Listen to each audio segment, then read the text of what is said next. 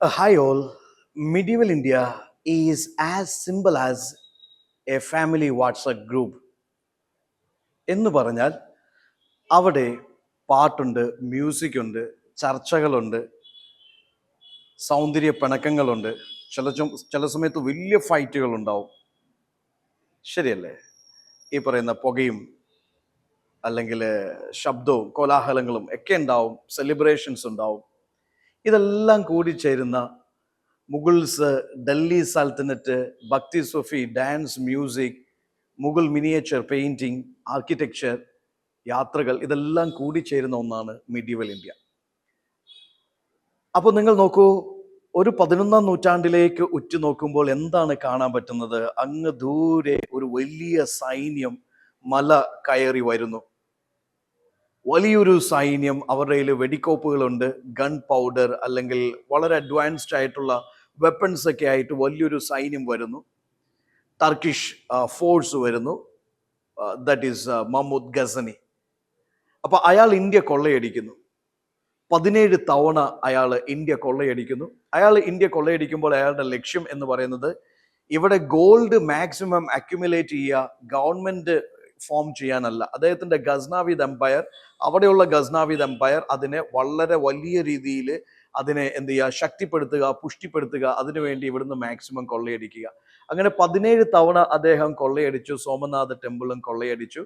കാരണം ഈ ടെമ്പിൾസ്, മൊണാസ്ട്രീസിലൊക്കെ ആയിരുന്നു ഒരു സമയത്ത് ഏറ്റവും കൂടുതൽ ഗോൾഡും അല്ലെങ്കിൽ ഈ പറയുന്ന പ്രിഷ്യസ് മെറ്റൽസും അല്ലെങ്കിൽ ഇതെല്ലാം സ്റ്റോർ ചെയ്തിരുന്നത്. Okay, they use to receive, എന്താ പറയുക, രാജാക്കന്മാരിൽ നിന്നും പ്രഭുക്കന്മാരിൽ നിന്നൊക്കെ വലിയ തോതിൽ ഡൊണേഷൻസ് റിസീവ് ചെയ്തിരുന്നു മങ്സും ഈ പറയുന്ന നമ്മുടെ ടെമ്പിൾസ് ഒക്കെ. അപ്പൊ അതുകൊണ്ട് തന്നെ മൊണാസ്റ്ററീസും ടെമ്പിൾസും കൊള്ളയടിക്കുന്നവരുടെ മെയിൻ ലക്ഷ്യ കേന്ദ്രങ്ങളായിട്ട് മാറി. അവരത് കൊള്ളയടിച്ചു വലിയ തോതിൽ ഇവിടുന്ന് വെൽത്ത് അവർ എന്ത് ചെയ്തു, തിരിച്ചു കൊണ്ടുപോയി. മഹ്മൂദ് ഗസ്നീന്റെ 17 പ്ലണ്ടേഴ്സിന് ശേഷം പിന്നെ നമുക്ക് കാണാൻ പറ്റുന്നത് മുഹമ്മദ് ഗോറിനെയാണ്. മുഹമ്മദ് ഗോറിനെ സംബന്ധിച്ചിടത്തോളം ഗോൾഡ് അക്യുമുലേറ്റ് ചെയ്യുന്നതിനേക്കാൾ ഉപരി ഇവിടെ ഗവൺമെന്റ് എസ്റ്റാബ്ലിഷ് ചെയ്യുക എന്നുള്ളതാണ്. ഇവിടെ ഗോൾഡ് ഉണ്ട്, ഇവിടെ സർവ്വ സമ്പാദ്യമുണ്ട്, സ്വത്തുണ്ട്. എന്നാൽ പിന്നെ എന്തുകൊണ്ട് ഇവിടെ സ്റ്റേ ചെയ്തുകൂടാ, എന്തുകൊണ്ട് സ്റ്റേ ചെയ്ത് യുദ്ധം ചെയ്ത് വിൻ ചെയ്തുകൂടാ എന്ന് ചിന്തിച്ച ആളാണ് മുഹമ്മദ് ഗോറി. അയാൾ ആദ്യത്തെ ഒരു പ്രധാനപ്പെട്ട യുദ്ധത്തിൽ, രജപുട്സുമായിട്ടുള്ള യുദ്ധത്തിൽ, ടറൈൻ ബാറ്റിൽ എന്ന് പറയുന്ന ടറൈൻ യുദ്ധത്തിൽ പൃഥ്വിരാജ് ചൗഹാനും അദ്ദേഹത്തിന്റെ ഫോഴ്സസുമായിട്ട് പരാജയപ്പെടുന്നു. പക്ഷെ ഒരു UPC ആസ്പിറന്റിന്റെ അതേ ഒരു എന്താ പറയുക, ഫയർ ഇൻ ദ ബെല്ലി എന്നൊക്കെ പറയുന്ന പോലെ ശക്തമായ ഒരു ഫയർ അയാൾക്കുണ്ടായിരുന്നു. തോറ്റു, സർവ്വതും നഷ്ടപ്പെട്ടു, സൈന്യവും പോയി, എല്ലാം തീർന്നു. വെറുതെ അയാളെ കൊല്ലാണ്ട് വെറുതെ വിടുകയാണ് ചെയ്യുന്നത്. പക്ഷെ അയാൾ അവിടെ തീർന്നില്ല. അയാൾ വീണ്ടും ഒരു സൈന്യത്തെ ബിൽഡ് ചെയ്തു. ഒരു വർഷത്തിനുള്ളിൽ അയാൾ തിരിച്ചെത്തി. അയാൾ പൃഥ്വിരാജ് ചൗഹാനായിട്ട് യുദ്ധം ചെയ്ത് അവരെ പരാജയപ്പെടുത്തുകയും ഈ പറയുന്ന മുഹമ്മദ് ഗോറി അയാൾ ആഗ്രഹിക്കുന്ന എന്താ പറയുക, ഗവൺമെന്റ് എസ്റ്റാബ്ലിഷ് ചെയ്യുക എന്നൊരു കടമ്പയിലേക്ക്, അല്ലെങ്കിൽ കനൂജൊക്കെ വെട്ടിപ്പിടിച്ചതിന് ശേഷം അയാൾ ഇവിടെ ഗവൺമെന്റ് എസ്റ്റാബ്ലിഷ് ചെയ്യുക എന്നൊരു സ്വപ്നം സാക്ഷാത്കരിക്കുന്ന ഒരവസ്ഥയിലേക്ക് അദ്ദേഹം എത്തുകയും ചെയ്തു. അപ്പൊ മുഹമ്മദ് ഗോറിക്ക് ശേഷം പിന്നെ നമ്മൾ കാണുന്നത് എന്താണ്? ഡൽഹി സൽത്തനത്തിന്റെ ഉദയമാണ്. ഡൽഹി സൽത്തനത്ത് എന്ന് പറയുമ്പോൾ അവിടെ ഈ മുഹമ്മദ് ഗോറിന്റെ ഏറ്റവും പ്രിയപ്പെട്ട അടിമയായിരുന്ന കുത്തുബ്ദീൻ ഐബക് ആണ് എന്ത് ചെയ്യുന്നത്, ഡൽഹി സൽത്തനത്തിന് ഈ പറയുന്ന ലൈക്ക് ഫൗണ്ടേഷൻ സ്റ്റോൺ ഇടുന്നത്. ഓക്കെ, അടിത്തറ പാകുന്നത്. അങ്ങനെ അദ്ദേഹം ഈ പറയുന്ന ഡൽഹി സൽത്തനത്തിന് തുടക്കം കുറിക്കുകയും, ലാഹോർ ആയിരുന്നു അദ്ദേഹത്തിന്റെ ആദ്യത്തെ ക്യാപിറ്റൽ. പക്ഷേ ഈ സുൽത്താന്റെ പ്രത്യേകത ഇഷ്ടം പോലെ വാരിക്കോരി കൊടുക്കുന്ന ഒരു സുൽത്താനാണ്, കാര്യമായിട്ട് അങ്ങനെ ശ്രദ്ധിക്കാത്ത ഒരു സുൽത്താനാണ്. അദ്ദേഹം ഒരിക്കലും ഈ പറയുന്ന പോലെ ഹോഴ്സ് പോളോ കളിച്ചുകൊണ്ടിരിക്കുമ്പോൾ അതിൽ നിന്ന് മറിഞ്ഞു വീഴുകയും കാര്യമായി പരിക്കേറ്റ് അദ്ദേഹം മരിക്കുകയും ചെയ്തു. കഷ്ടകാലം. അപ്പൊ അദ്ദേഹത്തിന് ശേഷം നമുക്ക് കാണാൻ പറ്റും അദ്ദേഹത്തിന്റെ മരുമോൻ അല്ലെങ്കിൽ ഇൽതുത്മിഷ് അധികാരത്തിൽ വരുന്നു. ഇൽതുത്മിഷ് ഒരുപാട് റിഫോംസ് കൊണ്ടുവരുന്നു. ക്യാപിറ്റലൊക്കെ ഇങ്ങോട്ട് ഡൽഹിയിലേക്ക് ഷിഫ്റ്റ് ചെയ്യുന്നു. ശരിക്കും ഡൽഹി സൽത്തനത്തിന്റെ ഒറിജിനൽ ഫൗണ്ടർ ആയിട്ട് വിശേഷിപ്പിക്കപ്പെടുന്നത് ഇൽതുത്മിഷ് ആണ്. കുറെ റിഫോംസ് കൊണ്ടുവരുന്നു. അദ്ദേഹത്തിന് തോന്നുവാണ് അദ്ദേഹത്തെ അഡ്വൈസ് ചെയ്യാനായിട്ട് ഒരു നമുക്ക് കാണാൻ പറ്റുമല്ലോ, ചില ഇന്നത്തെ എന്താ പറയുക, പ്രൈം മിനിസ്റ്ററോ പ്രസിഡന്റോ അല്ലെങ്കിൽ ഒരു അംബാസിഡറോ അല്ലെങ്കിൽ പ്രധാനപ്പെട്ട വ്യക്തിത്വങ്ങൾക്കൊക്കെ ചുറ്റും ഒരുപാട് പേര് അവരുടെ ഉപദേശകരായിട്ട് നടക്കുന്നു. വലിയൊരു എന്താ പറയുക, വാട്ട് ഈസ് ദാറ്റ് കോൾഡ്, ഒരു അഡ്വൈസറി ബോഡി എപ്പോഴും അവരുടെ കൂടെയുണ്ട്. എന്ന് പറഞ്ഞതുപോലെ ഇൽതുത്മിഷിന് തോന്നുവാണ് എന്നെ സപ്പോർട്ട് ചെയ്യുന്ന ഒരു അഡ്വൈസറി ബോഡി, ഒരു നോബൽ ക്ലാസ് വേണം, എന്നോട് ലോയൽ ആയിട്ടുള്ള ഒരു നോബൽ ക്ലാസ് വേണം. അങ്ങനെ ചഹൽഗനി ഈ കോപ്സ് ഓഫ് 40 എന്ന് പറയുന്ന 40 ഗ്രൂപ്പ്സിന്റെ ഒരു നോബൽ ഗ്രൂപ്പിനെ അദ്ദേഹം ഫോം ചെയ്യുകയും അവർക്ക് എല്ലാ സൗകര്യങ്ങളും കാര്യങ്ങളും ചെയ്തു കൊടുക്കുകയും ചെയ്തു. പക്ഷെ ഇവരാണ് പിന്നീട് രാജാവിന്റെ തല തിന്നുന്നവരായിട്ട് മാറുന്നത്, അല്ലെങ്കിൽ രാജാവിനെതിരെ കോൺസ്പിറസീസ് നടത്തുന്ന, സുൽത്താനെതിരെ കോൺസ്പിറസീസ് നടത്തുന്ന ഒരു വലിയൊരു പ്രശ്നക്കാരായിട്ട് മാറുന്നത് ഈ ചഹൽഗനിയാണ്. അപ്പൊ അതിനുശേഷം ഇദ്ദേഹത്തിന്റെ മരണശേഷം അദ്ദേഹം ആണുങ്ങളെ നോക്കുന്നു, മക്കളെ നോക്കുന്നു, ഇവന്മാരൊക്കെ ഒരുതരം ഊളകളാണ്, അല്ലെങ്കിൽ ഇവന്മാരൊന്നും അത്ര സെറ്റല്ല എന്ന് തോന്നുമ്പോൾ അദ്ദേഹത്തിന്റെ മകളെ അദ്ദേഹം അടുത്ത സുൽത്താനായിട്ട് വാഴിക്കുന്നു. അങ്ങനെ ചരിത്രത്തിൽ ആദ്യമായിട്ട് ഡൽഹി സൽത്താനറ്റിൽ ഒരു സ്ത്രീ സുൽത്താനായിട്ട് രാജ്യം ഭരിക്കുന്നു. അതാണ് റസിയ സുൽത്താൻ. അവർ ഒരുപാട് രാജാവിനെ പോലെ സുൽത്താനെ പോലെ വസ്ത്രം ധരിക്കുന്നു, ബിഹേവ് ചെയ്യുന്നു, കുതിരപ്പുറത്ത് കയറി യുദ്ധം ചെയ്യുന്നു, അങ്ങനെ കുറെ കാര്യങ്ങളൊക്കെ ചെയ്യുന്നു. അവരെ ഈ നോബൽസിന് ഇഷ്ടമല്ല. കാരണം നോബൽസ് നോക്കുമ്പോൾ ഓർത്തഡോക്സ് ആയിട്ടുള്ള ട്രഡീഷണൽ ആയിട്ടുള്ള കുറെ റൂൾസിനെതിരെയാണ് സുൽത്താൻ റസിയ സഞ്ചരിച്ചുകൊണ്ടിരിക്കുന്നത്. അവരെ ചതിയിൽപ്പെടുത്തി അവരെ അവസാനം കൊന്നുകളയുന്നു, അല്ലെങ്കിൽ അവരെ ജയിലിലാക്കുന്നു, അവരെ ഉന്മൂലനം ചെയ്യുന്നു. ശേഷം നമുക്ക് കാണാൻ പറ്റുന്നത് ബാൽബൻ എന്ന് പറയുന്ന അടുത്ത പ്രധാനപ്പെട്ട സുൽത്താനാണ്. ചിരിക്കാത്ത ഭയങ്കര ഗൗരവക്കാരനായിട്ടുള്ള ദേഷ്യക്കാരനായിട്ടുള്ള ഒരു എന്താ പറയാ ഒരു സുൽത്താൻ, ബ്ലഡ് ആൻഡ് അയൺ പോളിസി ഒക്കെ ഫോളോ ചെയ്യുന്ന ഒരു സുൽത്താൻ. അദ്ദേഹം എന്ത് ചെയ്തു, നോബൽസിനെ ചക്കരെ മുത്ത ഇങ്ങോട്ട് വാടാന്ന് പറഞ്ഞുകൊണ്ട് ഫെയർ ആൻഡ് ഫൗൾ പ്ലേയിലൂടെ നോബൽസിനെ, അദ്ദേഹത്തിനെതിരെ നിൽക്കുന്ന എല്ലാ നോബൽസിനെ ഒന്നൊന്നായിട്ട് ഒതുക്കി തീർക്കുന്നു, ഫിനിഷ് ചെയ്യുന്നു. ചതിയിലൂടെയും വഞ്ചനയിലൂടെയും പല രീതിയിൽ അദ്ദേഹം എന്ത് വെച്ചാൽ നോബൽസിനെ ഒതുക്കുന്നു. ഓക്കെ, അദ്ദേഹത്തിന്റെ മുമ്പിൽ ഈ ചഹൽഗനി എന്ന് പറയുന്ന ഒരു ഗ്രൂപ്പ്സിനെ പല രീതിയിൽ ഒതുക്കുന്നു. തന്നെയല്ല, സുൽത്താൻ അബ്സല്യൂട്ട് ആണ്, അല്ലെങ്കിൽ sultan is the ultimate shadow of the god. Okay, സുൽത്താൻ അൾട്ടിമേറ്റ് ആണ്, monarchy is the absolute monarchy എന്നൊരു സാധനം കൊണ്ടുവരാൻ വേണ്ടി അദ്ദേഹം കുറെ റെസ്ട്രിക്ഷൻസ് ഇമ്പോസ് ചെയ്യുകയാണ്. സിജദ, പൈബോ, എന്താ പറയുക, പ്രോസ്ട്രേഷൻ, അല്ലെങ്കിൽ ഈ പറയുന്ന kissing the feet of the സുൽത്താൻ, എല്ലാവരും സുൽത്താന് വിധേയപ്പെട്ട് നിൽക്കണം എന്നൊരു സംവിധാനം അദ്ദേഹം കൊണ്ടുവരുന്നു. റിഫോംസ് കൊണ്ടുവരുന്നു, മിലിറ്ററി റിഫോംസ്, ദിവാനി ആരീസ്, അങ്ങനെ ഒരുപാട് റിഫോംസ് അദ്ദേഹം കൊണ്ടുവരുന്നു. ശക്തമായിട്ടുള്ളൊരു റൂൾ അദ്ദേഹം കാഴ്ചവെക്കുന്നു. ഡൽഹി സൽത്തനത്തിനെ കുറച്ചും കൂടി പരിപോഷിപ്പിക്കുന്നു. ശേഷം നമുക്ക് കാണാൻ പറ്റുന്നത് കുറച്ച് ഇൻകോമ്പിറ്റന്റ് ആയിട്ടുള്ള റൂളേഴ്സും, ശേഷം പുതിയൊരു ഡിനാസ്റ്റി ഉദയം ചെയ്യുന്നു, സ്ലേവ് ഡിനാസ്റ്റിക്ക് ശേഷം. അതാണ് നമ്മുടെ ഖിൽജി ഡിനാസ്റ്റി. അതിൽ അതിശക്തനായിട്ടുള്ള ഒരു റൂളറായിരുന്നു അലാവുദ്ദീൻ ഖിൽജി. പത്മാവത് മൂവിയൊക്കെ നിങ്ങൾ കണ്ടിട്ടുണ്ടാവും. അപ്പോൾ ഒരുപാട് എല്ലാ ഡിറക്ഷൻസിലേക്കും ഒരുപാട് മിലിറ്ററി എക്സ്പെഡീഷൻസ് നടത്തിയിട്ടുള്ള ആളാണ് അലാവുദ്ദീൻ ഖിൽജി. പ്രത്യേകിച്ച് സൗത്തിലേക്കൊക്കെ പോയപ്പോൾ നിങ്ങൾക്ക് കാണാൻ പറ്റും. സൗത്ത് സ്റ്റേറ്റ്സിനെയൊക്കെ എന്താ പറയുക, ട്രിബ്യൂട്ടറി സ്റ്റേറ്റ്സ് ആക്കി മാറ്റുന്നു, അല്ലെങ്കിൽ ഈ സുൽത്താനെ വണങ്ങി നിൽക്കുന്ന സ്റ്റേറ്റ്സ് ആക്കി മാറ്റുന്നു. അവിടെ നിന്നെല്ലാം കൊള്ളയടിച്ച് നൂറുകണക്കിന് ഒട്ടകത്തിന്റെയും കുതിരപ്പുറത്തും അവിടുന്ന് വെൽത്ത് എന്ന് വെച്ചാൽ ഡൽഹിയിലേക്ക് എത്തിക്കുകയാണ് ചെയ്യുന്നത്. അലാവുദ്ദീൻ ഖിൽജിയുടെ കാര്യം പറയുമ്പോൾ സൗത്തിൽ നിന്ന് നിങ്ങൾ കൊഹിനൂർ ഡയമണ്ട് കൊണ്ടുവന്ന കാര്യം കൂടി ശ്രദ്ധിക്കുക. അദ്ദേഹത്തിന്റെ പടനായകനായിരുന്നു മല്ലിക് കഫൂർ. അവർ തമ്മിൽ അഭേദ്യമായ ഒരു ബന്ധമുണ്ടായിരുന്നു. ശേഷം അലാവുദ്ദീൻ ഖിൽജി, അയാൾ വലിയൊരു മിലിറ്ററി സ്ട്രാറ്റജിസ്റ്റ് ആണ്, കോൺകറർ ആണ്, നല്ലൊരു റൂളറാണ്, കുറെ റിഫോംസ് കൊണ്ടുവരുന്നുണ്ട്. മാർക്കറ്റ് റിഫോംസ്, ചെറിയ പൈസയെ ഞാൻ സോൾജേഴ്സിന് കൊടുക്കുള്ളൂ, എനിക്ക് വലിയ സോൾജേഴ്സിന്, വലിയ നമ്പർ ഓഫ് സോൾജേഴ്സിനെ മെയിൻറ്റെയിൻ ചെയ്യണം, പക്ഷെ ചെറിയ സാലറിയെ ഞാൻ കൊടുക്കുള്ളൂ. പക്ഷെ അവർക്ക് ചെറിയ സാലറി കൊടുക്കുമ്പോഴും അവർക്ക് സാധനങ്ങൾ വാങ്ങാൻ പറ്റണം. അതിനദ്ദേഹം കൊണ്ടുവന്ന മാർക്കറ്റ് റിഫോംസ്, ഒരുത്തനും സാധനങ്ങളുടെ വില കൂട്ടാൻ പാടില്ല, പൂർത്തിവെപ്പോ കരിച്ചന്തയോ പരിപാടികൾ വേണ്ട. അതിനുവേണ്ടി കുറെ മാർക്കറ്റ് റിഫോംസ് കൊണ്ടുവരുന്നു. മാർക്കറ്റിനെ ഓരോ ഡിപ്പാർട്ട്മെന്റ് ആയിട്ട് തിരിക്കുന്നു, സൂപ്രിൻറ്റൻഡൻസിനെ അവിടെ അപ്പോയിന്റ് ചെയ്യുന്നു. അതുപോലെ തന്നെ ദാഗ് ചെഹ്റ, ഈ പറയുന്ന ഫോഴ്സ്, അതായത് സെൻട്രൽ ഫോഴ്സിലെ ഹോഴ്സസിനെ സപ്ലൈ ചെയ്യുമ്പോൾ ക്വാളിറ്റി ഹോഴ്സസിനെ സപ്ലൈ ചെയ്യണം, സോൾജേഴ്സിനെ സപ്ലൈ ചെയ്യുമ്പോൾ ക്വാളിറ്റി സോൾജേഴ്സിനെ സപ്ലൈ ചെയ്യണം, നോബിൾസ് ഒക്കെ. അതിനുവേണ്ടി ദാഗ് ചെഹ്റ പോലുള്ള ബ്രാൻഡിങ് ഹോഴ്സസ്, അതുപോലെ തന്നെ ഈ പറയുന്ന സോൾജേഴ്സിന്റെ ഡിസ്ക്രിപ്റ്റീവ് റോളൊക്കെ അദ്ദേഹം മെയിൻറ്റെയിൻ ചെയ്യുന്നു. ഒരുപാട് റിഫോംസ് കൊണ്ടുവന്ന ആളാണ് അലാവുദ്ദീൻ ഖിൽജി. സോൾജേഴ്സിനൊക്കെ ക്യാഷ് ആയിട്ട് സാലറി കൊടുക്കുന്നു, മാർക്കറ്റ് റിഫോംസ് കൊണ്ടുവരുന്നു, കുറെ കാര്യങ്ങളൊക്കെ ചെയ്യുന്നു. നമ്മുടെ മലിക് മുഹമ്മദ് ജയസിന്റെ ഒരു അവാദി നോവൽ പത്മാവതില് അദ്ദേഹത്തിന് ഈ പത്മാവതി എന്ന് പറഞ്ഞ ചിറ്റൂർ റാണിയായിട്ടുള്ള അദ്ദേഹത്തിന്റെ അഭേദ്യമായ, അല്ലെങ്കിൽ അദ്ദേഹത്തിന്റെ അഗാധമായ പ്രണയവും അവരെ സ്വന്തമാക്കാൻ ശ്രമിക്കുന്നതൊക്കെ അവാദി നോവലില് ജയ്സി വർണ്ണിക്കുന്നു. ഒരു ഫിക്ഷൻ ആണത്. പക്ഷേ പത്മാവതിനെ സ്വന്തമാക്കുന്നതിന് മുമ്പ് തന്നെ പത്മാവതി ആത്മഹൂതി ചെയ്യുന്നു.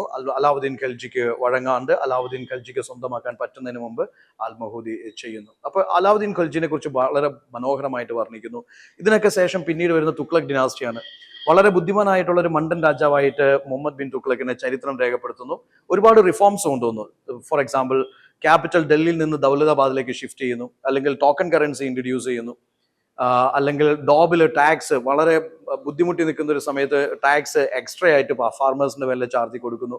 കുറെ റിഫോംസ് അദ്ദേഹം കൊണ്ടുവന്നു. പക്ഷെ അബദ്ധവശാൽ സമയത്തിന് മുമ്പേ സഞ്ചരിച്ച റിഫോംസ് ആയതുകൊണ്ട് ഐക്യം ഉണ്ടായിരുന്നെങ്കിലും ഇംപ്ലിമെന്റേഷൻ പ്രോപ്പർ സമയത്തും പ്രോപ്പർ രീതിയിലും അല്ലാത്തത് കൊണ്ട് വളരെ പഴി കേൾക്കേണ്ടി വന്ന ഒരു രാജാവും കൂടിയാണ് മുഹമ്മദ് ബിൻ തുഗ്ലക്. ഓക്കെ, സിൽവർ കോയിൻസിന് ക്രൈസിസ് വന്നപ്പോൾ കോപ്പർ കോയിൻസ് ഇൻട്രൊഡ്യൂസ് ചെയ്തു. അപ്പൊ എന്ത് സംഭവിച്ചു, എല്ലാവരും ചാക്ക് കണക്കിന് കോപ്പർ കോയിൻസ് പാണ്ടിലോറിയിൽ നിറച്ചു കൊണ്ടുവന്നിട്ട് മാർക്കറ്റിൽ ഇട്ടിട്ട് ഐഫോൺ വാങ്ങുന്നു, BMW ഓർഡർ ചെയ്യുന്നു, ബെൻസ് ഓർഡർ ചെയ്യുന്നു. പക്ഷെ ആരും കൊടുക്കുന്നില്ല, കാരണം ഇതിന് വാല്യൂ ഇല്ല. സി, അങ്ങനെ കുറെ റിഫോംസ് ഒക്കെ കൊണ്ടുവന്ന മനുഷ്യനാണ് മുഹമ്മദ് ബിൻ തുഗ്ലക്. അദ്ദേഹത്തെക്കുറിച്ച് പല ഹിസ്റ്റോറിയൻസ് പല രീതിയിൽ വർണ്ണിക്കുന്നുണ്ട്. അതിനുശേഷം പിന്നെ കുറെ നല്ല കാര്യങ്ങളും അദ്ദേഹം ചെയ്തിട്ടുണ്ട്. ഫോർ എക്സാമ്പിൾ ഈ പറയുന്ന സബ്സിഡി ലോൺസ് ഒക്കെ ഫാർമേഴ്സിന് കൊടുക്കുക, അങ്ങനെയുള്ള കാര്യങ്ങളൊക്കെ, അല്ലെങ്കിൽ ഒരു അഗ്രികൾച്ചർ പരിപോഷിപ്പിക്കാൻ വേണ്ടി ദിവാനി കോഹി ഡിപ്പാർട്ട്മെന്റ് ക്രിയേറ്റ് ചെയ്യുക, അങ്ങനെയുള്ള കാര്യങ്ങളൊക്കെ ചെയ്തിട്ടുണ്ട്. ശേഷം പിന്നെ സായി ഡിനാസ്റ്റി വരുന്നു, അതിനുശേഷം ലോധി ഡിനാസ്റ്റി വരുന്നു. ലോധി ഡിനാസ്റ്റിന്റെ സമയത്ത്, ഇബ്രാഹിം ലോധിന്റെ സമയത്ത് അദ്ദേഹത്തിന്റെ ഭരണപരിഷ്കാരങ്ങളൊന്നും ഒരുപാട് പേർക്ക് ഇഷ്ടമല്ലായിരുന്നു. അവർ ബാബറിനെ ഇൻവൈറ്റ് ചെയ്യുന്നു, അഫ്ഗാനിൽ നിന്ന് ബാബർ വരുന്നു, ബാബർ ലോധിയുമായിട്ട് യുദ്ധം ചെയ്യുന്നു. അങ്ങനെ പാനിപ്പത്ത് ബാറ്റിൽ 1526 1526 പാനിപ്പത്ത് യുദ്ധത്തിൽ വെച്ചിട്ട് ലോധിനെ പരാജയപ്പെടുത്തുകയും ബാബർ തിരിച്ചു പോകുന്നതിന് പകരം ഇവിടെ മുഗൾ എംപയർ എസ്റ്റാബ്ലിഷ് ചെയ്യുകയും ചെയ്യുന്നു. പിന്നെ റാണ പ്രതാപിനെയൊക്കെ പരാജയപ്പെടുത്തുന്നു. അങ്ങനെ 1 by 1 എല്ലാവരെയും പരാജയപ്പെടുത്തി ബാബർ എന്ത് ചെയ്യുന്നു, ഇവിടെ മുഗൾ എംപയറിന് തുടക്കം കുറിക്കുന്നു. ശേഷം അദ്ദേഹത്തിന്റെ ബാബർനമ മെമ്മയർ, അദ്ദേഹത്തിന് ശേഷം നമുക്ക് കാണാൻ പറ്റും അദ്ദേഹത്തിന്റെ മകനായിട്ടുള്ള ഹുമയൂൺ. ഹുമയൂൺ എന്ന പേരിന്റെ അർത്ഥം ഭയങ്കര ലക്കി പേഴ്സൺ ആണ്. പക്ഷെ ഇത്രയും ഗതികെട്ട ഒരു മനുഷ്യൻ വേറെയില്ല. അദ്ദേഹത്തിന്റെ ഭരണം തൊട്ട് കംപ്ലീറ്റ് പ്രശ്നങ്ങളോട് പ്രശ്നങ്ങളായിരുന്നു. ഒരു സൈഡിൽ നമുക്ക് കാണാൻ പറ്റും ദർ ഈസ് ഷേർഷാ സൂരി, വേറെ സൈഡിൽ അദ്ദേഹത്തിന്റെ ബ്രദേഴ്സ് തന്നെ ഫൈറ്റ് ചെയ്യുന്നു, എനിക്ക് ഇത്ര വശം വേണം, ഇത്ര പോഷം വേണം, എല്ലാവരും പിടിവാശി. അങ്ങനെ ഒരു എന്താ പറയുക, ഷേർഷാ സൂര്യനോടൊക്കെ പരാജയപ്പെട്ട് അദ്ദേഹത്തിന് പലായനം ചെയ്യേണ്ടി വരുന്നു. വീണ്ടും തിരിച്ചു വന്ന് ഈ പറയുന്ന മുഗൾ എംപയർ അദ്ദേഹം തിരിച്ചു പിടിക്കുന്നു. പക്ഷെ അൺഫോർച്ചുനേറ്റ്ലി ചിലപ്പോൾ പഴത്തൊലിയിൽ തെന്നി വീണതായിരിക്കാം. പബ്ലിക് ലൈബ്രറിന്റെ സ്റ്റെയർ കോഴ്സ് കേസിൽ നിന്ന് ഇറങ്ങി വരുമ്പോൾ തെറിച്ച് താഴെ വീണ് മരിച്ചു. അങ്ങനെ ഒരു ലക്കും ഇല്ലാത്ത ഏറ്റവും ലക്കി ആയിട്ടുള്ള ഒരു പേഴ്സൺ ആയിരുന്നു ഹുമയൂൺ. ശേഷം അദ്ദേഹത്തിന്റെ മകനായിട്ടുള്ള അക്ബർ. മുഗൾ സാമ്രാജ്യം കണ്ടതിൽ വെച്ച് ഏറ്റവും നല്ലൊരു രാജാവായിരുന്നു അക്ബർ. അദ്ദേഹത്തിന് വിദ്യാഭ്യാസം കുറവാണെങ്കിലും വിവരമുള്ള മനുഷ്യനായിരുന്നു. അദ്ദേഹത്തിന്റെ സൂഫി സെയിൻസ് ഒക്കെ ആയിട്ടുള്ള അല്ലെങ്കിൽ മറ്റുള്ള പണ്ഡിതന്മാരൊക്കെ ആയിട്ടുള്ള സഹവാസം കാരണം നല്ല വിവേകമുള്ള ഒരു രാജാവായിരുന്നു അക്ബർ. ഒരുപാട് റിഫോംസ് അദ്ദേഹം കൊണ്ടുവരുന്നു. ഇൻഫാക്ട് മുഗൾ മിനിയേച്ചർ പെയിന്റിംഗ് ആയിക്കോട്ടെ, ആർക്കിടെക്ചർ ആയിക്കോട്ടെ, ആർട്ട് ഫോംസ് ആയിക്കോട്ടെ, ലിറ്ററേച്ചർ ആയിക്കോട്ടെ, ഇതൊക്കെ അതിന്റെ ഏറ്റവും ടോപ്പ് പീക്കിൽ എത്തുന്ന ഇദ്ദേഹത്തിന്റെ സമയത്താണ്. ഒരുപാട് റിഫോംസ് അദ്ദേഹം കൊണ്ടുവന്നു. മിനിയേച്ചർ പെയിന്റിങ്ങിലാണെങ്കിലും ഈ മനുസ്ക്രിപ്റ്റ്സ്, ഹംസനമ, എപ്പിക്സ്, രാമായണ മഹാഭാരതമൊക്കെ എന്ത് ചെയ്യുന്നു, ഇല്ലുസ്ട്രേറ്റഡ് വിത്ത് പെയിന്റിങ്. അത് അദ്ദേഹത്തിന്റെ സമയത്തുള്ളൊരു ഫീച്ചറാണ്. ഫത്തേപൂർ സിക്രി അദ്ദേഹത്തിന്റെ ഇൻഡോ ഇസ്ലാമിക് ആർക്കിടെക്ചറിൽ അദ്ദേഹത്തിന്റെ ഏറ്റവും വലിയ കോൺട്രിബ്യൂഷൻ ആണ് ഫത്തേപൂർ സിക്രിയിലെ കോംപ്ലക്സസ്. ഒരുപാട് സ്ട്രക്ചേഴ്സ് അദ്ദേഹം പണി കഴിപ്പിക്കുന്നു ഇൻഡോ ഇസ്ലാമിക് ആർക്കിടെക്ചറിന്റെ പ്രിൻസിപ്പിൾസ് ഫോളോ ചെയ്ത്. അതുപോലെ തന്നെ ഒരുപാട് മിലിറ്ററി എക്സ്പെഡീഷൻസ് അദ്ദേഹം നടത്തുന്നു. അദ്ദേഹത്തിന്റെ രാജ്യത്തെ അദ്ദേഹം വികസിപ്പിച്ച് വലിയൊരു സാമ്രാജ്യമാക്കി മാറ്റുന്നു. അതുപോലെ തന്നെ ഈ പറയുന്ന റിലീജിയസ് ആയിട്ടുള്ള റിഫോംസ്, ദിനിലാഹി, എല്ലാ റിലീജിയൻസിന്റെ എസൻസ് കൂട്ടിച്ചേർത്ത് ഒരു കോമൺ റിലീജിയൻ അല്ലെങ്കിൽ ഒരു സെക്കുലർ റിലീജിയൻ, ഇങ്ങനെയുള്ള ആശയങ്ങളൊക്കെ അദ്ദേഹം കൊണ്ടുവരുന്നു. ഒരുപാട് ഹിസ്റ്റോറിയൻസിനെയും റൈറ്റേഴ്സിനെയും പോയറ്റ്സിനെയും ഒക്കെ പരിപോഷിപ്പിച്ച ഒരു രാജാവും കൂടിയാണ് അക്ബർ ദ ഗ്രേറ്റ്. രജപുട്സുമായിട്ട് നല്ല പോളിസി ഫോളോ ചെയ്തു. നല്ലൊരു അഡ്മിനിസ്ട്രേറ്റർ ആണ്, നല്ലൊരു ഡിപ്ലോമറ്റ് ആണ് അക്ബർ ദ ഗ്രേറ്റ്. ഓക്കെ, നല്ലൊരു പാട്രൺ ആണ് അക്ബർ ദ ഗ്രേറ്റ്. അതിനുശേഷം അക്ബറിന് ശേഷം നമുക്ക് കാണാൻ പറ്റും അദ്ദേഹത്തിന്റെ മകനായിട്ടുള്ള ജഹാംഗീർ വരുന്നു. He is also a very good ruler. Especially miniature പെയിന്റിങ്ങിന്റെ പോർട്രേച്ചർ കാലഘട്ടം ജഹാംഗീറുമായിട്ട് അസോസിയേറ്റഡ് ആണ്. നാച്ചുറലിസ്റ്റിക് ആയിട്ടുള്ള, റിയലിസ്റ്റിക് ആയിട്ടുള്ള പെയിന്റിങ്സ് ഒക്കെ അദ്ദേഹത്തിന്റെ സംഭാവനയാണ്. ശേഷം ജഹാംഗീറിന് ശേഷം നമുക്ക് ഷാജഹാനെ കാണാൻ പറ്റും. ഷാജഹാൻ അദ്ദേഹത്തിന്റെ താജ്മഹൽ ആർക്കിടെക്ചറിന് വേണ്ടി ഒരുപാട് സ്പെൻഡ് ചെയ്ത ഒരു മനുഷ്യനാണ്. ഇൻഫ്രാസ്ട്രക്ചറിന് വേണ്ടി ഒരുപാട് സ്പെൻഡ് ചെയ്ത മനുഷ്യനാണ് ഈ പറയുന്ന ഷാജഹാൻ. ഓക്കെ, പെയിന്റിങ്ങിലാണെങ്കിലും സ്റ്റൈലൈസേഷൻ ഒക്കെ കൊണ്ടുവരുന്നത് ഷാജഹാൻ ആണ്. ഓക്കെ, ശേഷം നമുക്ക് കാണാൻ പറ്റും ഔറംഗസേബ്. ഹിസ്റ്റോറിയൻസിന്റെ ഇടയിൽ ഒരുപാട് ഡിബേറ്റഡ് ആയിട്ടുള്ള, തെറ്റിദ്ധരിക്കപ്പെട്ടിട്ടുള്ള അല്ലെങ്കിൽ ഒരുപാട് ക്രിട്ടിസൈസ് ചെയ്യപ്പെട്ടിട്ടുള്ള ഒരു ക്യാരക്ടറും കൂടിയാണ് ഔറംഗസേബ്. അദ്ദേഹത്തിന്റെ പോളിസീസ് പലതും തെറ്റിദ്ധാരണ ഉണ്ടാക്കുന്നതായിരുന്നു. എനിവേ, ഔറംഗസേബിനെ സംബന്ധിച്ചിടത്തോളം അദ്ദേഹത്തിന്റെ പൊളിറ്റിക്കൽ സിറ്റുവേഷൻ അല്ലെങ്കിൽ അദ്ദേഹത്തിന്റെ ജിയോ പൊളിറ്റിക്സ് അത്രയും ടെൻഷൻ നിറഞ്ഞതായിരുന്നു. പല റിഫോംസും അദ്ദേഹം ചെയ്തത് അദ്ദേഹത്തിന്റെ ശക്തി ഊട്ടിയുറപ്പിക്കാൻ വേണ്ടിയിട്ടുള്ളതായിരുന്നു. ബട്ട് റിയലിസ്റ്റിക്കലി അദ്ദേഹത്തിന്റെ റിലീജിയസ് പോളിസീസും മിലിറ്ററി ഡെക്കാൻ പോളിസീസ് ഒക്കെ ഒരു പരിധിവരെ അദ്ദേഹത്തിന്റെ തന്നെ ഡൗൺഫാളിന് കാരണമായിട്ട് മാറി എന്നുള്ളതാണ് ഹിസ്റ്റോറിയൻസ് രേഖപ്പെടുത്തുന്നത്. ശേഷം വന്ന റൂളേഴ്സ്, ഔറംഗസേബിന് ശേഷം വന്ന റൂളേഴ്സ് ഒക്കെ, മുഹമ്മദ് ഷാ ആണെങ്കിലും വാട്ട് എവർ ഇറ്റ് ഈസ്, അവരെല്ലാവരും പപ്പറ്റ് റൂളേഴ്സ് ആയിട്ടാണ് ചരിത്രം വിശേഷിപ്പിക്കുന്നത്. ഔറംഗസേബ് വരെയുള്ള റൂളേഴ്സിന്റെ ശക്തിയോ അല്ലെങ്കിൽ അത്രയും ഒരു കാലിബറോ കാര്യങ്ങളോ മറ്റുള്ളവർക്കില്ലായിരുന്നു. അതുകൊണ്ട് തന്നെ ഔറംഗസേബിന് ശേഷം മുഗൾ എംപയറിന്റെ പതനം തുടങ്ങി എന്നാണ് വിശേഷിപ്പിക്കപ്പെടുന്നത്. ലേറ്റർ റൂളേഴ്സ് ഒക്കെ ചുരുങ്ങിയ കാലഘട്ടങ്ങളിൽ മാത്രമേ അവർക്ക് നിലനിൽക്കാൻ പറ്റുള്ളൂ. ഫൈനലി മുഗൾ സാമ്രാജ്യം പരാജയപ്പെടുകയാണ് ചെയ്യുന്നത്. ആ ഒരു ചരിത്രം നമ്മൾ കൂട്ടി വായിക്കുമ്പോൾ അവിടെ തന്നെ നമുക്ക് മറ്റൊരു പ്രധാനപ്പെട്ട സംഭവത്തെ കാണാൻ പറ്റും. അതാണ് ഭക്തി സൂഫി മൂവ്മെന്റ്സ്. ഈ മിഡീവൽ ഇന്ത്യയിൽ ഒരുപാട് കോംപ്ലക്സിറ്റീസ് ഉണ്ടായപ്പോൾ, റിലീജിയൻ ഭയങ്കര പ്രശ്നം ഉണ്ടാക്കിയപ്പോൾ, അല്ലെങ്കിൽ റിച്വൽസും സാക്രിഫൈസസും അല്ലെങ്കിൽ ഈ പറയുന്ന സ്കോളാസ്റ്റിക് ടെക്സ്റ്റ് ബുക്സ് ഒക്കെ കോംപ്ലിക്കേറ്റഡ് ആക്കിയപ്പോൾ, ഹിന്ദുയിസത്തിലും ഇസ്ലാമിക് റിലീജിയനിലും സിമ്പിൾ റിലീജിയൻ അല്ലെങ്കിൽ ലിബറൽ വേർഷനുമായിട്ട് രണ്ട് പ്രസ്ഥാനങ്ങൾ ഉദയം ചെയ്തു. അതാണ് ഭക്തി ട്രഡീഷൻസും സൂഫി ട്രഡീഷൻസും. ഭക്തി സൂഫി ട്രഡീഷൻസ് അല്ലെങ്കിൽ ഭക്തി സൂഫി ആചാര്യന്മാരൊക്കെ പ്രഘോഷിച്ച കാര്യം സിമ്പിളാണ്. റിച്വൽസ് വേണ്ട, സാക്രിഫൈസസ് വേണ്ട, കോംപ്ലിക്കേറ്റഡ് ആയിട്ടുള്ള സാൻസ്ക്രിറ്റ് ബുക്സ് വേണ്ട, അല്ലെങ്കിൽ ടെമ്പിൾ ആരാധനകൾ വേണ്ട, എക്സ്പെൻസീവ് ആയിട്ടുള്ള ആചാരങ്ങൾ വേണ്ട, ഇതൊന്നും വേണ്ട. സിമ്പിളായിട്ട് പ്യുവർ ഡിവോഷൻ ടു ഗോഡ്, ദൈവത്തോടുള്ള വളരെ അഗാധമായിട്ടുള്ള സ്നേഹത്തിലൂടെ നിങ്ങൾക്ക് സാൽവേഷൻ അച്ചീവ് ചെയ്യാം. അവിടെ റിച്വൽസോ സാക്രിഫൈസസോ കാസ്റ്റോ അല്ലെങ്കിൽ പ്രീസ്റ്റ്ഹുഡോ ഇതൊന്നും വേണ്ട എന്ന് വിശേഷിപ്പിച്ച ലിബറൽ മൂവ്മെന്റ്സ് ആണ് സൂഫി ഭക്തി മൂവ്മെന്റ്സ് എന്ന് പറയുന്നത്. ഹിന്ദുയിസത്തിലെയും ഇസ്ലാം റിലീജിയനിലെയും ലിബറൽ മൂവ്മെന്റ്സ് ആണ്. അപ്പോൾ ഭക്തി ട്രഡീഷൻ നോക്കുമ്പോൾ നിങ്ങൾക്ക് കാണാൻ പറ്റും, അതിൽ Ramanujacharya is there, or what is called Mirabai is there, Tulsidas is there, Kabir is there, Guru Nanak is there, Chaitanya Mahaprabhu is there. ഇങ്ങനെ ഒരുപാട് ഭക്തി സെയിൻസ് അവരവരുടെ റീജിയൻസിൽ അവരവരുടെ പ്രാദേശിക ഭാഷകളിൽ ഈ പറഞ്ഞ എന്താ പറയുക ഭക്തി മൂവ്മെന്റ്സ് അല്ലെങ്കിൽ ഭക്തി ഒരു ട്രഡീഷന്റെ വാല്യൂസ് ജനങ്ങളെ പഠിപ്പിച്ചു എന്നുള്ളതാണ്. സിമ്പിൾ ആയിട്ടുള്ള ആരാധനകൾ അല്ലെങ്കിൽ ഡാൻസ് മ്യൂസിക്സിലൂടെ you get in connection with god. No rituals, no sacrifices, no complex religious text books, nothing. Okay. അതുപോലെ സൂഫി ട്രഡീഷൻസ് ആണെങ്കിൽ നിസാമുദ്ദീൻ ഔലിയ, സുഹ്രാവതി സിൽസില, ചിസ്തി സിൽസില, ഖത്രി സിൽസില, ഈ സിൽസിലാസിലൊക്കെയുള്ള സൂഫി സെയിൻസ് പഠിപ്പിക്കുന്നതും സിമ്പിൾ കോൺസെപ്റ്റ്സ് ആണ്. Through simple direct communion, direct connection with devotion with God, you can achieve that salvation or that heights. Okay. അപ്പോൾ ഇതിൽ ഒരുപാട് similarities ഉണ്ട്. ഇവരുടെ ഏറ്റവും വലിയ കോൺട്രിബ്യൂഷൻ പ്രാദേശിക ഭാഷകളിലാണ് ഇവരുടെ രചനകൾ നടത്തിയത്. ഇവർ പഠിപ്പിക്കുകയൊക്കെ ചെയ്തതുകൊണ്ട് പ്രാദേശിക ഭാഷകൾ ഏറ്റവും നല്ല രീതിയിൽ പരിപോഷിപ്പിക്കപ്പെട്ടു എന്നുള്ളതാണ്. ഇനി അതേ കാലഘട്ടത്തിൽ നമുക്ക് കാണാൻ പറ്റുന്ന മറ്റൊന്നാണ്, അല്ലെങ്കിൽ അതിന് തൊട്ട് മുമ്പുള്ള ഏർലി മീഡിയവൽ കാലഘട്ടത്തിൽ നമ്മൾ കാണുന്ന കുറച്ച് കാര്യങ്ങളുണ്ട്. അതാണ് ഈ പറയുന്ന പാല പ്രതികാര രാഷ്ട്രകൂടാസിന്റെ ഫൈറ്റ്, കനൂജിന് വേണ്ടിയിട്ടുള്ള ഫൈറ്റ്. സൗത്തിലേക്ക് വരുമ്പോൾ ഒരുപാട് ഡിനാസ്റ്റീസ് ഉണ്ട്. അവിടെ നമുക്ക് ആരെ കാണാൻ പറ്റും? നമുക്ക് ഇമ്പീരിയൽ ചോളാസിനെ കാണാൻ പറ്റും. രാജരാജ ചോളനും രാജേന്ദ്ര ചോളനൊക്കെ അവരുടെ അതിശക്തമായിട്ടുള്ള ഒരു നേവി സർവീസ് അവർക്ക് ഉണ്ടായിരുന്നത് കൊണ്ട് തന്നെ സൗത്ത് ഈസ്റ്റ് ഏഷ്യയൊക്കെയായിട്ട് അടിപൊളിയായിട്ട് ട്രേഡ് ചെയ്യുകയും സൗത്ത് ഈസ്റ്റ് ഏഷ്യയിൽ ഒരുപാട് കോളനീസ് സ്ഥാപിക്കുകയും ശ്രീലങ്ക പോലുള്ള സംഭവങ്ങളൊക്കെ വെട്ടിപ്പിടിക്കുകയും ചെയ്ത അതിശക്തമായിട്ടുള്ള ഒരു കൊളോണിയൽ പവറായിട്ട് ഇമ്പീരിയൽ ചോളാസിനെ വിശേഷിപ്പിക്കാം.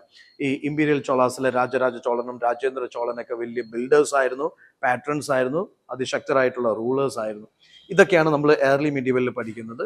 അപ്പോൾ ഇത്രയൊക്കെയാണ് സത്യം പറഞ്ഞാൽ മിഡീവൽ ഇന്ത്യയിൽ നിങ്ങൾക്ക് പഠിക്കാനുള്ളത്. ശേഷം യൂറോപ്യൻസ് വരുമ്പോൾ നമ്മൾ പോർച്ചുഗീസ് വാസ്കോഡ ഗാമ തൊട്ട് ഇങ്ങോട്ടേക്ക്, ഓക്കെ, 1498 വാസ്കോഡ ഗാമ പോർച്ചുഗീസ് വരുന്നു. ശേഷം നമുക്ക് കാണാൻ പറ്റും ഡച്ച് വരുന്നു, ഡച്ചിന് ശേഷം ബ്രിട്ടീഷ് വരുന്നു, ഫ്രഞ്ച് വരുന്നു. അവരിവിടെ ബിസിനസ് ചെയ്യാനായിട്ട്, കൊമേഴ്സ് ചെയ്യാനായിട്ട് വരികയും ഫൈനലി രണ്ട് പേര് ഇവിടെ നമുക്ക് കാണാൻ പറ്റും തമ്മിലുള്ള റിവൽറീസ്, അത് ബ്രിട്ടീഷും ഫ്രഞ്ചുമായിട്ടുള്ള റിവൽറീസ്. അതിൽ ഫൈനലി ബ്രിട്ടീഷ് വിന്നർ ആവുന്നു. അങ്ങനെ ട്രേഡ് ചെയ്യാൻ വന്ന ബ്രിട്ടീഷുകാർ പിന്നീട് ഇവിടുത്തെ സാമ്രാജ്യ ശക്തിയായിട്ട് മാറുന്നു, അല്ലെങ്കിൽ ഇന്ത്യനെ അവരെ കോളനിയാക്കി മാറ്റുന്നു. ഇത്രയും കാര്യങ്ങളാണ് നിങ്ങൾക്ക് മിഡീവൽ ഇന്ത്യയിൽ സത്യം പറഞ്ഞാൽ പഠിക്കാനുള്ളത്. ഇതിൻ്റെ ഇടയ്ക്ക് ഒരു കാര്യം കൂടി ഉണ്ട്, ഒരു റീജിയണൽ പവർ. അതാണ് വിജയനഗർ, അതുപോലെ തന്നെ ബഹമാനി കിങ്ഡംസ്, ഡെക്കാൻ്റെ ഹിസ്റ്ററിയാണ്. അവിടെ ഹരിഹര ബക്ക എന്ന് പറയുന്ന രണ്ട് പേരാണ് ഈ വിജയനഗർ എംപയറിന് തുടക്കം കുറിക്കുന്നത്. അതിനുശേഷം വിജയനഗർ എംപയർ ഭരിച്ചിരിക്കുന്നത് നിങ്ങൾ നോക്കൂ, ദർ ഈസ് സംഗമ ഡിനാസ്റ്റി, സളുവ ഡിനാസ്റ്റി, തുളുവ ഡിനാസ്റ്റി, അരവിന്ദു ഡിനാസ്റ്റി പോലുള്ള ഡിനാസ്റ്റീസ് ഭരിക്കുന്നു. അപ്പോൾ ഈ കൃഷ്ണദേവരയ്യ ആണ് ഈ വിജയനഗർ സാമ്രാജ്യത്തിന് അതിൻ്റെ ഏറ്റവും അത്യുന്നതിയിൽ എത്തിക്കുന്നത്, അല്ലെങ്കിൽ അതിൻ്റെ പ്രശസ്തിയുടെ ഏറ്റവും ഉന്നതിയിൽ എത്തിക്കുന്നത് കൃഷ്ണദേവരയ്യാണ്.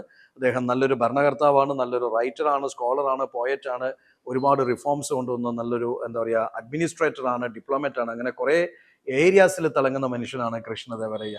ഫൈനലി തളിക്കോട്ടെ ബാറ്റിൽ ഈ വിജയനഗർ എംപയറിൻ്റെയും കർട്ടൻ വീഴുന്നു. ഓക്കെ. സോ ഈ കാര്യങ്ങളൊക്കെ ബഹ്മാനി കിങ്ഡം, ഡെക്കാനിലെ വിജയനഗരം ബഹ്മാനീസുമായിട്ട് constantly they are in fight, okay, for the fertile regions and for these resources. അപ്പൊ ഇതെല്ലാം കൂടി ചേരുന്നതാണ് മിഡീവൽ ഇന്ത്യ. അവിടെ നമുക്ക് പാട്ടുണ്ട്, ഡാൻസ് ഉണ്ട്, മ്യൂസിക് ഉണ്ട്, ഈ പറയുന്ന നമ്മുടെ യുദ്ധങ്ങളുണ്ട്, തർക്കങ്ങളുണ്ട്, അഭിപ്രായ ഭിന്നതകളുണ്ട്, അല്ലെങ്കിൽ ഈ പറയുന്ന ലൈക്ക് സൗദങ്ങളുണ്ട്. ഇതെല്ലാം കൂടി ചേരുന്ന ഒരു family WhatsApp group, that is medieval India. Stay tuned for more series of this history. Thank you.